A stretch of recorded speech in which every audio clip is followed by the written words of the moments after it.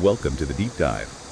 Today, we're inviting you on, well, a unique kind of stroll, what old Shanghai locals call Lu, down a street that maybe at first glance seems pretty unassuming. But trust us, it is absolutely packed with stories. Our mission today, to dig into the sources we've got on this specific Shanghai street, Sichuan Middle Road, and pull out the key nuggets for you. Exactly. Sichuan Middle Road, it's much more than just asphalt and buildings. Think of it like a condensed timeline, a microcosm, really, of Shanghai's modern history, from the colonial days right up to now. We'll be peeling back those layers. Sounds like quite the journey.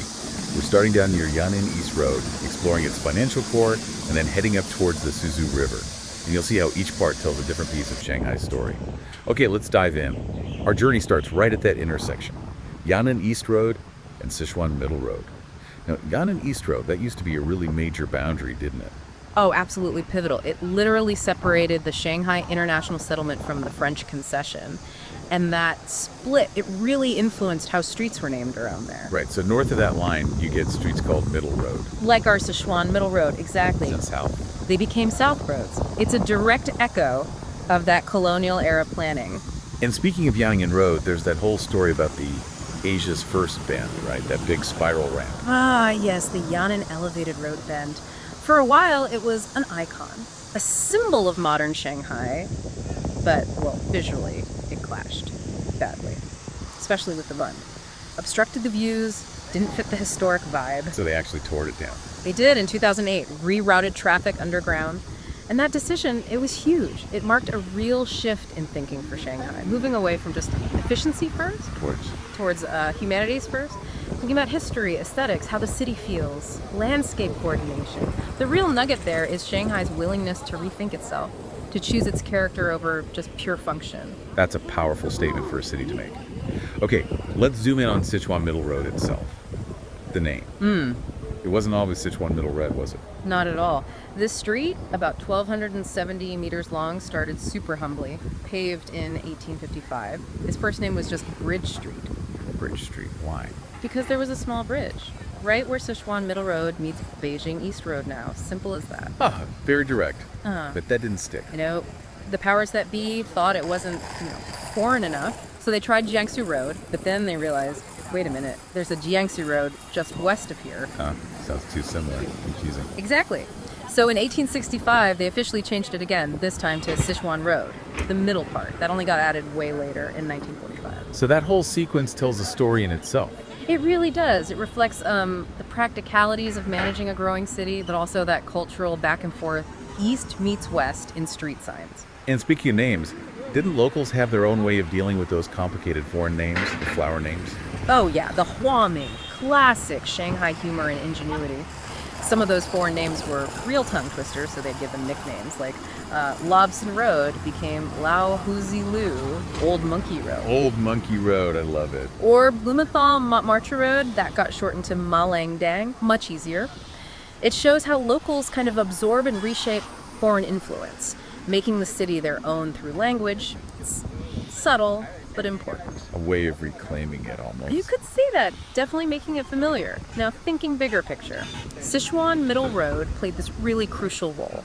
It's often called the Bun's second facade. A second facade. What does that mean exactly? Well, think of it like this. The Bun, with all those grand buildings right on the river, that was the glamorous front shop, the public face of finance. But Sichuan Middle Road, just behind it, that was the essential back factory, the engine room. Ah, I see, where the actual operational stuff happened. Precisely. Support functions, less glamorous offices, but absolutely vital to keeping those Bund institutions running. And back in the day, say the 1920s, that area near Zhujiang Road East was buzzing, right? China's Wall Street. Absolutely. It was the place. You had a huge concentration of major foreign banks, Deutsche Jiaozi Bank, Mitsubishi, American Express, Citibank. The list goes on, really cemented the area as the Far East's financial heart. But it wasn't only foreign banks, was it? No, and that's key.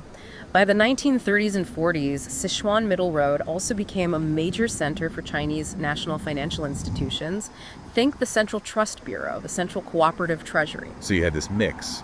Foreign and Chinese finance side by side. Exactly. Coexisting, competing, sometimes collaborating. It created this really unique, dynamic financial ecosystem. That blend, that tension, really defined Shanghai's rise as an international finance hub. And wasn't there a population boom during World War II that affected this area? Huge impact. The foreign concessions were technically neutral, so people flooded in seeking refuge.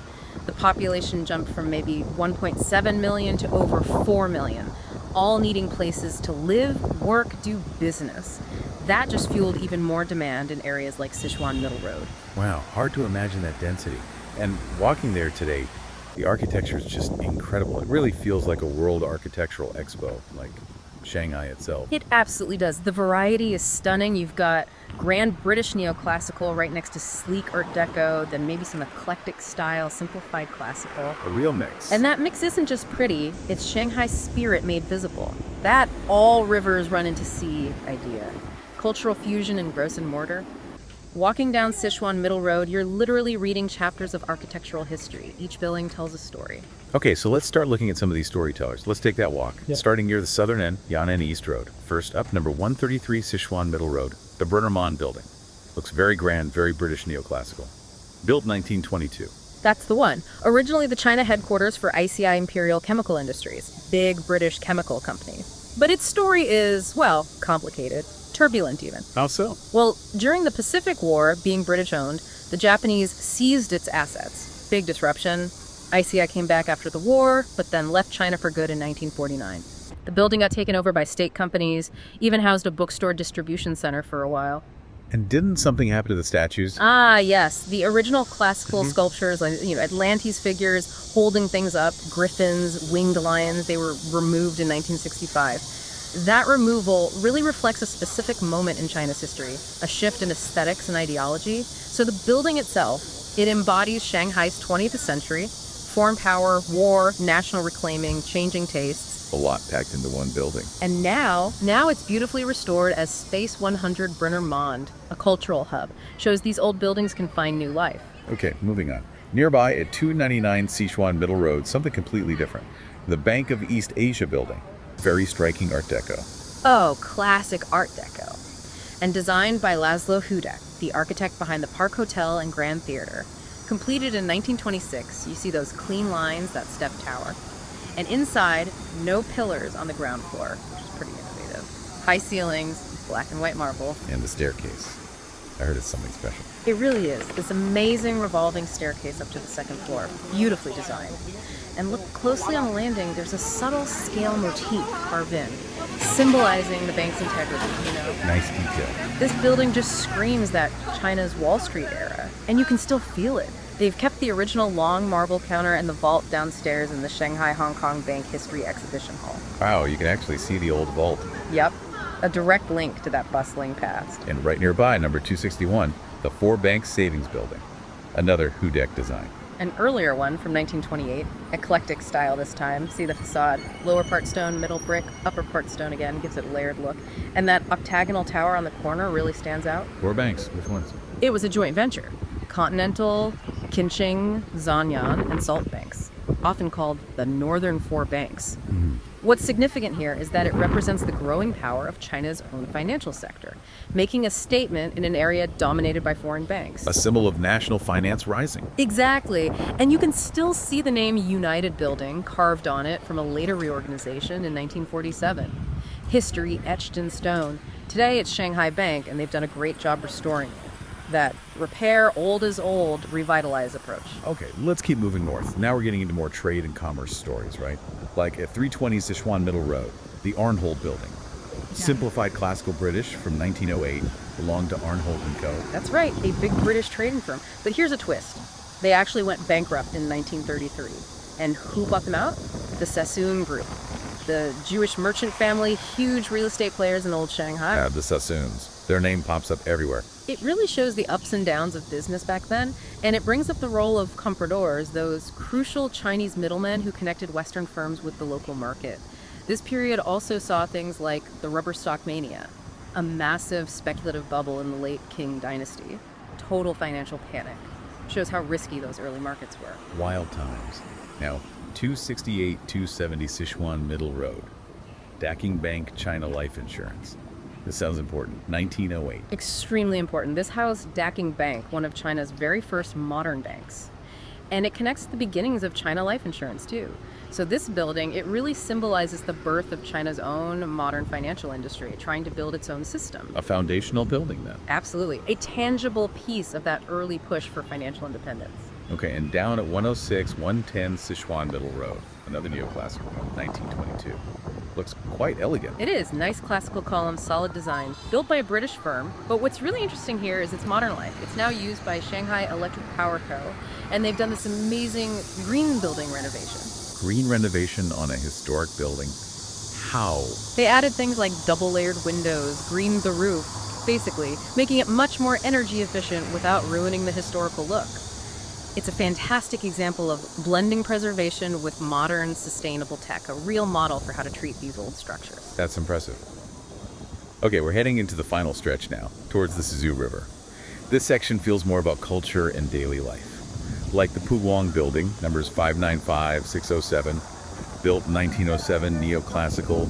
This was the Shanghai YMCA. It was indeed. And the YMCA in Shanghai was a huge social force. Much more than just a gym. They focused on young people, offered dorms for migrants, schools including work-study programs, mobile libraries, even a fire brigade. Wow, the fire brigade, they did everything. Pretty much. And here's a fascinating connection. You know, famous educator Yan Yangshu, he was involved.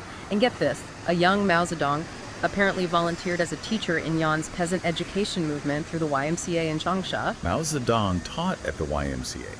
That's incredible. It really shows the YMCA's reach and its role in broader social movements. They were involved in relief work, anti-Japanese activities during the war. They were deeply connected to the national awakening movements, a real social activist organization back then. So much more than just hymns and basketball. Definitely. And today, fittingly, the Puguang building is Puguang Middle School, still serving an educational purpose. Nice continuity. And that brings us right to the end, where Sichuan Middle Road meets the Suzhou River, the Bund origin area. Exactly. This is literally where the Bund story began. The earliest foreign buildings went up here, even before the famous Bund Strip further south, like the British consulate back in 1848. And this whole area has been revitalized now. Yes. The Bund Origin project started around 2002. The guiding idea was represent appearance, reshape function, keep the history, but give it a modern purpose. And it worked brilliantly. The old main British consulate building, Bund Origin 1, is now a high-end event space. The second consulate building houses Patek Philippe, the new Tiananmen Church. The one where Bertrand Russell lectured. That's the one. 1920, now it's used for exhibitions, wedding photos. The old rowing club is a popular bar, still has that nightlife vibe. And the former Royal Asiatic Society building is now the Rock Bund Art Museum. It shows Shanghai's commitment, keeping the history alive by integrating it into modern city life. Nearby, on the corner with Guangdong Road, the Young Mian Building. 93 Guangdong Road, built 1910. I heard this was a first. It was. China's first building with an entirely granite facade, steel frame inside, granite outside. Showed incredible ambition and wealth. Architecturally, it's a mix of classical and Baroque, quite grand. But the really touching part is inside. Oh, and The gorgeous mosaics and stained glass windows depicting Bible stories. They were made by children from the Tushanwan Catholic Orphanage. So you have this blend of high art, architecture, and social welfare. A reflection of the insurance company's original focus on well-being. It's quite moving. art created by orphans in a grand financial building. That adds a whole different layer. It really does. And that building has seen it all: insurance, trade, shipping, industry, and now back to finance. It mirrors Shanghai's own economic shifts. Okay, one last stop. Sichuan Middle Road 33, Art Deco, 1930. It was the tallest building around here once. For its time, yes. 8 stories, designed by Hashard & Co., a real landmark in the 30s. But the key connection here is Lu Hongsheng, the patriotic industrialist. A major figure in Chinese business history. He invested in this building, used it as the HQ for his China Enterprise Bank and other ventures. So, like the Four Banks building, this one stands as a powerful symbol of Chinese national capital asserting itself in that competitive era. Today, it's offices again, but also home to some well-known art galleries. Art galleries in Lu Hongsheng's bank building. Yeah. They create this dialogue between contemporary art and the historical space. So the building that once held dreams of national finance now radiates artistic energy. Another great example of history meeting modern creativity. So wrapping this up, our deep dive down Sichuan Middle Road. It's clear this short street is, well, it's like a time tunnel, isn't it? It really is, just over a kilometer long, but it packs in centuries of Shanghai story. Finance, urban change, culture. We saw how the name changes reflected city management and cultural fusion, how it was the Bun's vital second facade. That engine room and the architecture, that incredible mix Art Deco, neoclassical, eclectic embodying Shanghai's all rivers run into sea spirit.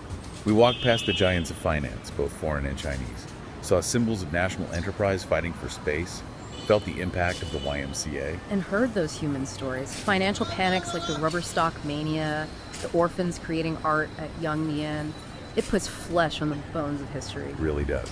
And Shanghai's approach, now preserving and revitalizing these buildings, that's crucial. It lets the city keep its soul while moving forward. These buildings aren't just museum pieces, they're active parts of the city today. Offices, galleries, cultural hubs. Which leads to a question for you, our listener. Next time you're in Shanghai, maybe just wandering Samalu, will you slow down a bit? Will you look up? Look closer. Knowing that behind almost every facade, there's likely a story, a whole era captured in stone. Sichuan Middle Road. It's really an invitation to connect with that history, building by fascinating building.